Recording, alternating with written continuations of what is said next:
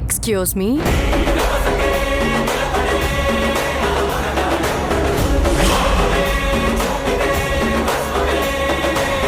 అబ్బబ్బబ్బబ్బబ్బా, ఈ దరిద్రం ఇప్పుడొచ్చి చచ్చిందేంటి?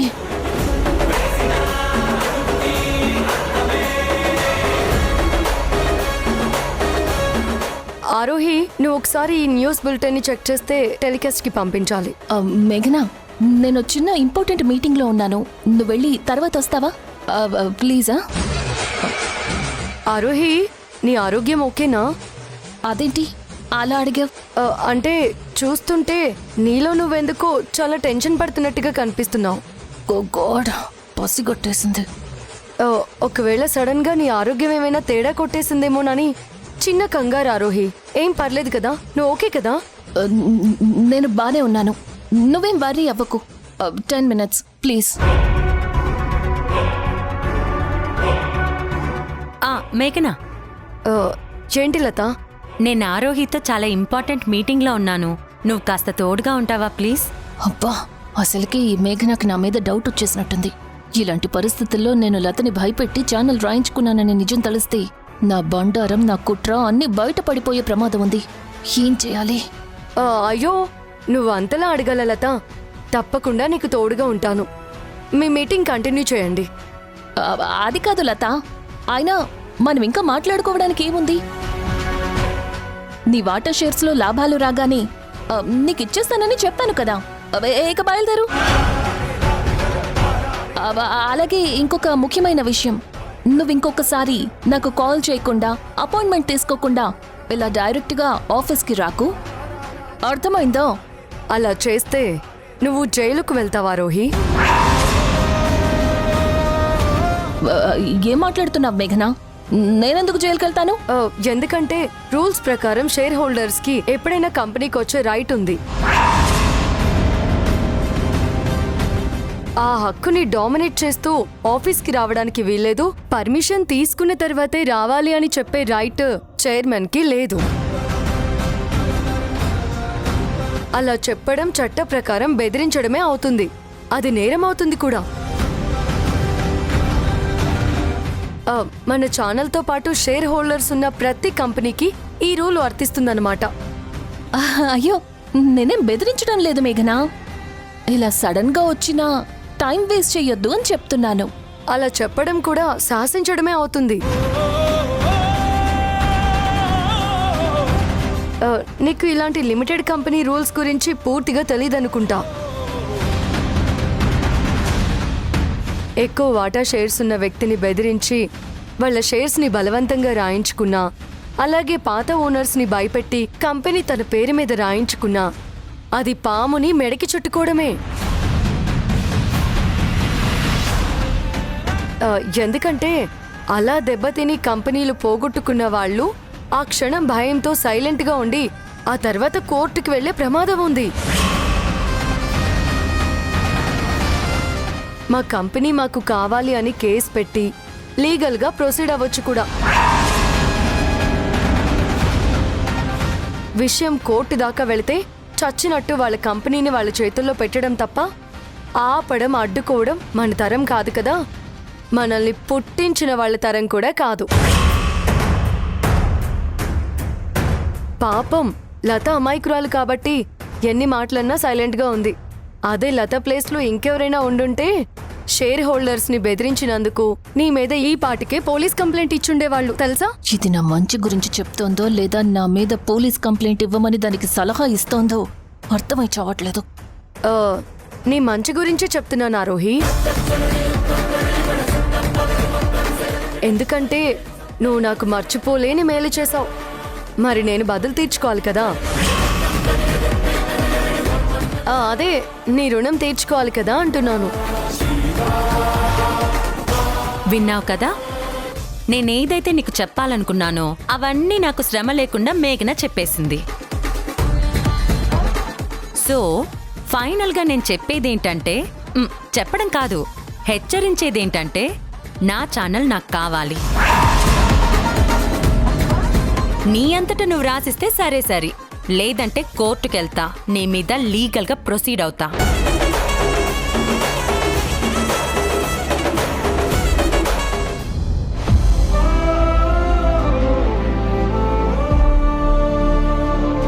కొత్తగా పరిచయమైన వ్యక్తితో మేఘన చాలా క్లోజ్గా ఉంటోంది. కేవలం నువ్వు మాత్రమే ప్రేమించావు, కానీ ఆ మేఘన నిన్ను ప్రేమించలేదు. మేఘన జీవితంలోకి ఎవరో కొత్త వ్యక్తి అడుగు పెట్టాడని ఆరోహి చెప్పిన మాటల్ని ఇప్పటికీ నమ్మలేకపోతున్నాను. కానీ ప్రేమించిన మనసు నమ్మి గాయపడ్డ గుండె కదా, అందుకే ఆ నమ్మక ద్రోహం తాలూకా భయంతో ఆలోచించకుండా అనుమానించకుండా ఉండలేకపోతున్నాను. అలాగే ఏది నిజమో ఏది అబద్ధమో తెలియక నాలో నేనే నరకం చూస్తున్నాను. ఈ నరకాన్ని భరించడం నా వల్ల కావట్లేదు. అందుకే మేఘన లైఫ్లో ఆ వ్యక్తి ఎవరో ఈరోజే తెలుసుకుంటాను.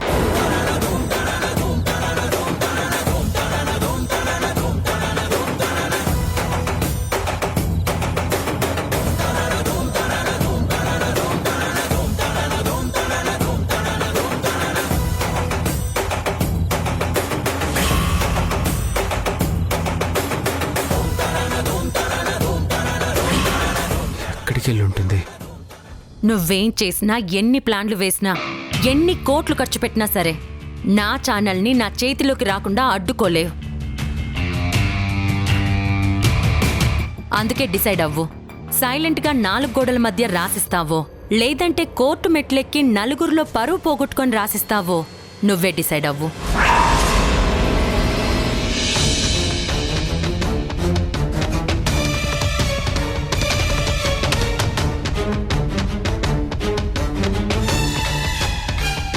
ఇక నీ పని అయిపోయినట్టే ఆరోహి. పాపం, ఇక నిన్ను ఆ దేవుడు కూడా కాపాడలేడు. ఏం మాట్లాడుతున్నావు నువ్వు? అవునా రోహి, నువ్వు పరువుకి మర్యాదకి పెట్టింది పేరు అని చెప్తుంటావు కదా. ఒకరి ఛానల్ని నువ్వు బలవంతంగా లాగేసుకున్నావని నిన్ను కోర్టుకి లాగితే నీ పరువు ఏమైపోతుంది చెప్పు? ఆ అవమానంతో నువ్వు తలెత్తుకొని నలుగురిలో తిరగగలవా? ఆరోహి, ఆ ఛానల్ని లత దగ్గర నుంచి ఎలా కొన్నావో ఏంటో ఇవేవి నేను అడగను, నాకు అవసరం కూడా లేదు. కానీ నువ్వు నా మంచి కోరుకునే శ్రేయోభిలాషవి కాబట్టి, నువ్వు నాకు చాలాసార్లు సాయం చేసిన మంచి మనసున్న దానివి కాబట్టి నువ్వు బాగుండాలి, సమస్యలో పడకుండా ఉండాలని ఒక మాట చెప్తున్నాను. ఏదైనా మతలబుంటే 4 గోడల మధ్య పరిష్కరించుకో. కోర్టు దాకా వెళ్ళి నలుగురిలో నవ్వులు పాలు కాకు. నువ్వు అవమానపడితే నా అంత బాధపడేవారు మరొకరు ఉండరు. ఆరోహి, ఈ న్యూస్ బులెటిన్ని ఒకసారి చూసి ఏదో ఒకటి టెలికాస్ట్ చేయండి.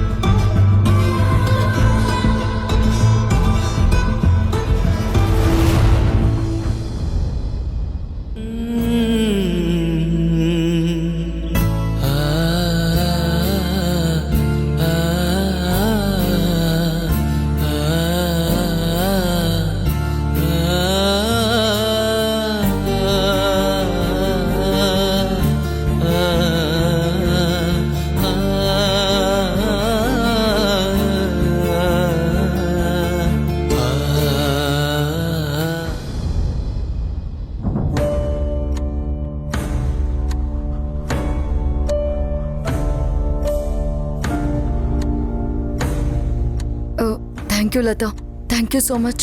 మేఘనా, నువ్వు బాగుండడం కోసం, నీ కాపురం కుదుటపడ్డం కోసం ఒక ఫ్రెండ్గా ఏదో నా వంతు చిన్న సాయం చేశాను. మరింత చిన్న విషయానికి అందులోనూ ఫ్రెండ్స్ మధ్య థ్యాంక్స్లేంటి అర్థం లేకుండా? లత, నువ్వు చేసింది చిన్న సహాయం కాదు, నేనెప్పటికీ మర్చిపోలేనిది. ఆరోహితో పెట్టుకోవడం అంటే ఒక రకంగా ప్రాణాలని పణంగా పెట్టడమే అని తెలిసి కూడా నువ్వింత ధైర్యం చేశావు. నీ లైఫ్ సమస్యల్లో పడొచ్చు, నీ ప్రాణాలకి ప్రమాదం ఏర్పడొచ్చు. అది తెలిసి కూడా నా లైఫ్ కోసం నువ్వింత పెద్ద రిస్క్ చేశావు. మరి నువ్వు చేసిన ఈ మేలుకి నేను నీకు రుణపడిపోకుండా ఎలా ఉంటాను చెప్పు. మేఘనా, ఆ రోజు నా ప్రాణాలకి ఏమవుతుందోననే భయంతో సంతకం పెట్టేశాను. కానీ ఆరోహి కుట్ర కారణంగా బలైన నా ఫ్రెండ్ కాపురం నిలబెట్టడం కోసం నా ప్రాణం పోయినా పర్వాలేదని నిర్ణయించుకున్నాను. ఒక రకంగా ఇది నువ్విచ్చిన ధైర్యమే. నువ్వు నీ భర్త పిల్లలతో సంతోషంగా కలిసిమెలిసి ఉండడం కోసం నేనిదే ధైర్యంతో నీకోసం ఎంత దూరమైనా వస్తాను. థ్యాంక్ యూ లత. నేను నా భర్త పిల్లలతో సంతోషంగా కలిసుండే రోజు త్వరలోనే రాబోతుందనే నమ్మకానికి ఇప్పుడే మొదటి అడుగు పడింది. నేను ఏ ఇంట్లో అయితే నిందపడ్డానో అదే ఇంట్లో నిర్దోషినని నిరూపించుకుంటాను. నన్ను నా పిల్లల్ని మెడపట్టి బయటికి గంటిన నా భర్తే తిరిగి నన్ను పిల్లల్ని చేయి పట్టుకొని ఆ ఇంట్లోకి, ఆయన జీవితంలోకి ఆహ్వానించేలా చేస్తాను. నిన్ను చూస్తుంటే చాలా సంతోషంగా ఆశ్చర్యంగా ఉంది మేఘనా. ఒకప్పుడు నిన్నెవరైనా నిందించినా బాధ పెట్టినా భరించేదానివి, సహించేదానివి. కానీ ఇప్పుడు ఎంత పెద్ద సమస్య ఎదురైనా ధైర్యంగా ఎదుర్కొనేలా రాటు తేలావు. మనకేదైనా సమస్య వచ్చిందంటే ఖచ్చితంగా యుద్ధం చేసి తీరాల్సిన పరిస్థితి వచ్చింది అని అర్థం.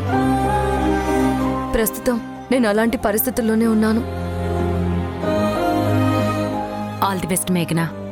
నేను బయలుదేరుతాను. పద.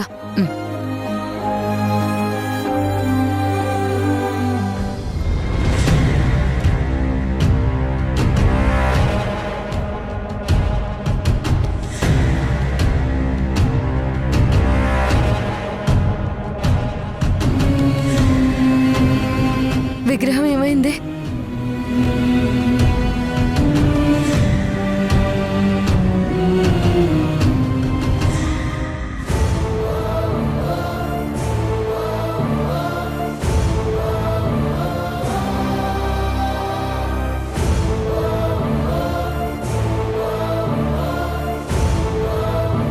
మేఘనా, కొన్ని జ్ఞాపకాలు మన గుండెకి ఎంత దగ్గరగా ఉంటాయి. వాటిని మనం ఎంత మర్చిపోదాం అనుకున్నా మర్చిపోలేం. నాకు ఈ జ్ఞాపకం అలాంటిదే.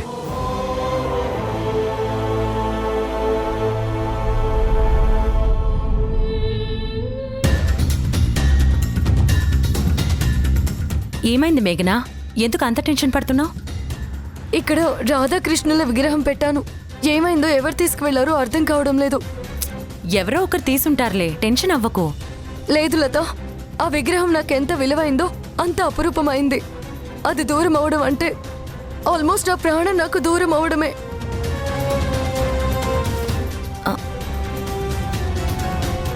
శివ, శివ, అక్కడ విగ్రహం నువ్వేమైనా చూసావా? లేదు మేఘనా, నేను చూడలేదు.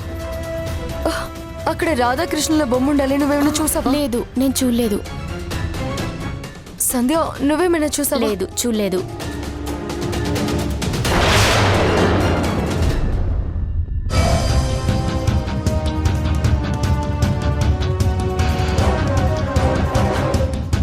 నాకిష్టమైన నీ కోసం, నీకిష్టమైన నా ప్రేమను దిద్ది నీకు ఆనందాన్ని అందించడం కోసం నేను తీసుకొచ్చిన గిఫ్ట్ ఇది.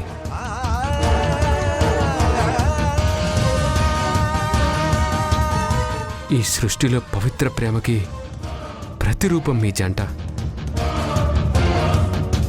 తరాలు మారినా, యుగాలు మారినా మీ ప్రేమ ఇప్పటికీ సజీవంగా, ఆదర్శంగా మిగిలే ఉంది. మా ప్రేమ కూడా అంతే అనుకున్నాను. మీరు ముడివేసిన మా బంధం జన్మ జన్మలకి ముడిపడుతుందనుకున్నాను. కానీ ఇలా 3 నాళ్ళ ముచ్చటగా మిగిలిపోతుందని కల్లో కూడా అనుకోలేదు. నేను మేఘన ఒకే ప్రాణంగా ఒకరి కోసం ఒకరు బ్రతకాలని అనుకున్నాం. కానీ మేఘన తన స్వార్థం కోసం బ్రతకాలనుకుంది. నన్ను, నా నమ్మకాన్ని ఇంత దారుణంగా మోసం చేస్తుందని నేను అస్సలు ఊహించలేదు. తన మీద నాకున్న పిచ్చి ప్రేమతో ఆడుకొని మేఘన నన్ను నిజంగానే పిచ్చోడిని చేసేసింది. అయినా సరే నా మనసులో తన మీదున్న ప్రేమ ఇంకా అలాగే బ్రతికుంది. నా గుండె చప్పుడులో తన పేరు, నా శ్వాసలో తన ఊసు ఇప్పటికీ వినిపిస్తూనే ఉన్నాయి. మేఘన మనసులో కూడా నా మీద అలాంటి ప్రేమే ఉందని నా మనసు బలంగా చెప్తుంది, నమ్ముతుంది. మరదే నిజమైతే ఆరోహి చెప్పినట్టు మరొక వ్యక్తి ఉండడం ఏంటి? ఇది నిజమేనా? ఆ మాట అంటుంటే గుర్తొస్తేనే ప్రాణం పోతున్నంత బాధగా ఉంది.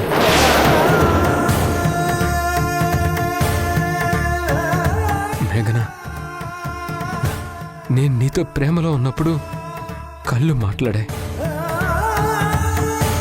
ఇప్పుడు కన్నీళ్లు మాట్లాడుతున్నాయి.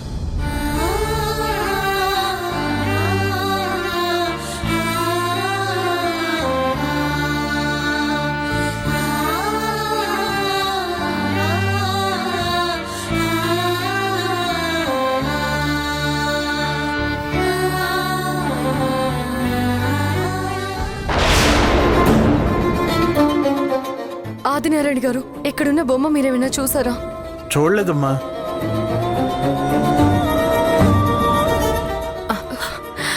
మేఘనా, మేఘనా,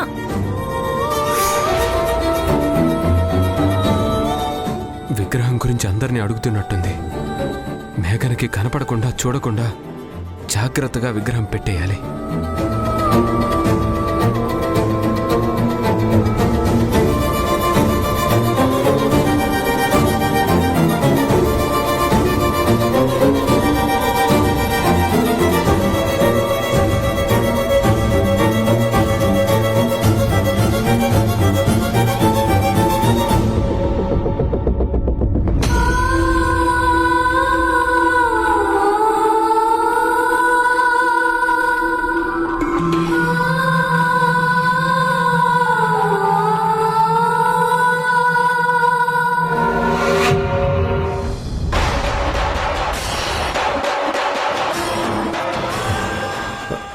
అమ్మయ్య, ఎవరు చూడలేదు.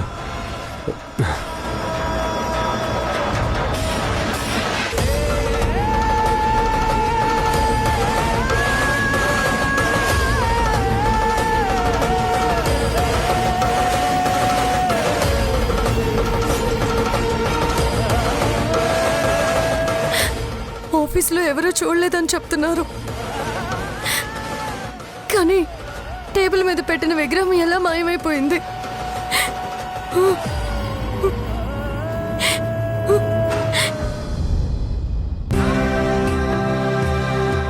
లత, నా ప్రాణానికి ప్రాణమైన రాధాకృష్ణుల విగ్రహాన్ని ఎవరో తీసుకెళ్లిపోయారు. నా జీవితానికి చాలా విలువైన జ్ఞాపకం దూరమైనందుకు నాకెంత బాధగా ఉందో నేను మాటల్లో చెప్పలేను. నువ్వు భలే ఉన్నావు మేఘనా. చంకలో పిల్లాన్ని పెట్టుకుని ఊరంతా వెతికినట్టు విగ్రహాన్ని టేబుల్ మీద పెట్టుకుని ఎవరో తీసుకెళ్లిపోయారని ఆఫీస్ అంతా తిరుగుతున్నావేంటి?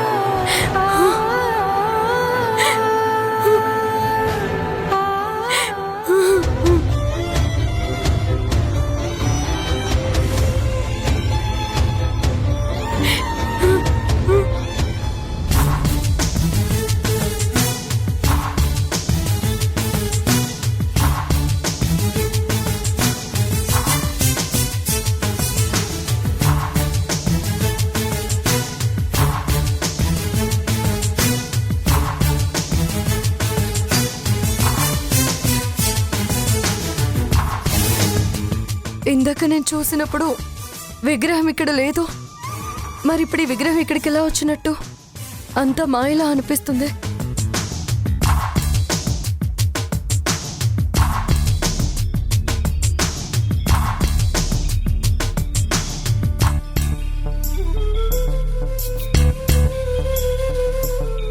మేఘం నీల ఒళ్ళు మీదే రాగా